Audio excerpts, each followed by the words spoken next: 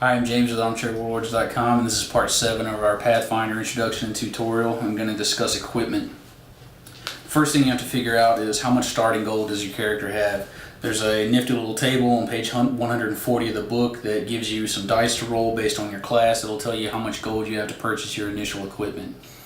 After that, you need to start thinking about what role your character is going to play in the party, because if your character is going to be the fighter, you want to make sure you have good weapons, good armor, and not necessarily focus so much on your utility equipment.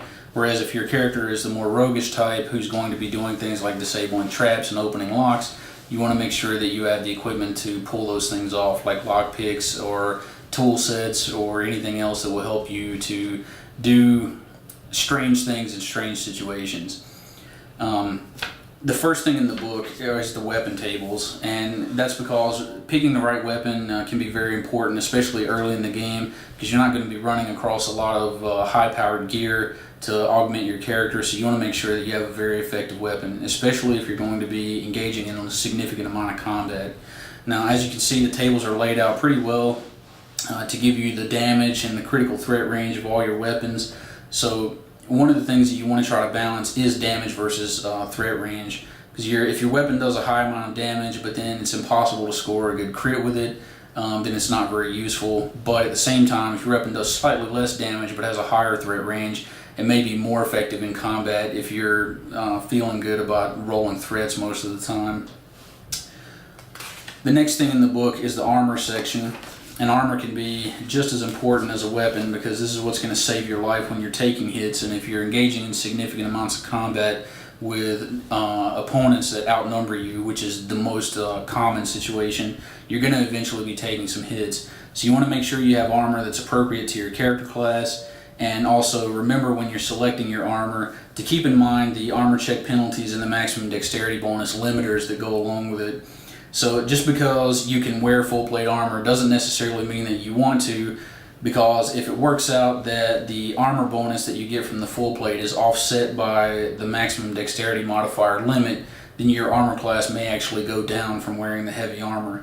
It's all about not getting hit, so you want to maximize the armor class and not necessarily wear the heaviest armor you can afford.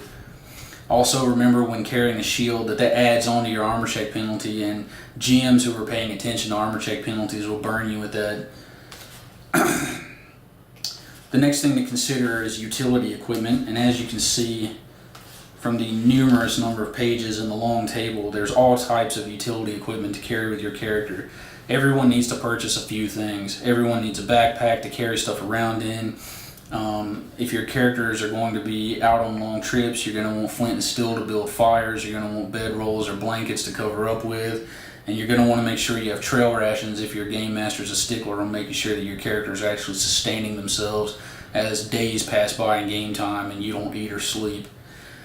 Also, some things to consider are items that you want to carry around with you that can be useful in all kinds of situations, such as rope. Rope is something that you always want to have if you want to climb something, if you want to bind a creature, if you want to tie it to something and pull it. Rope's just very useful all the time. Also remember, as you're going through purchasing things, to be thrifty, because you get a limited amount of gold to start off with, and things in this game can get incredibly expensive.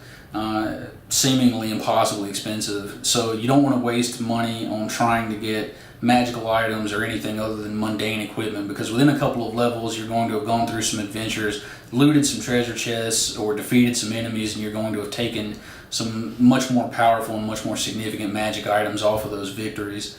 So don't worry too much about your starting gear, just make sure it's effective and useful for a first level character, and then worry about getting the more powerful items later on in the game, because they will come if you're patient.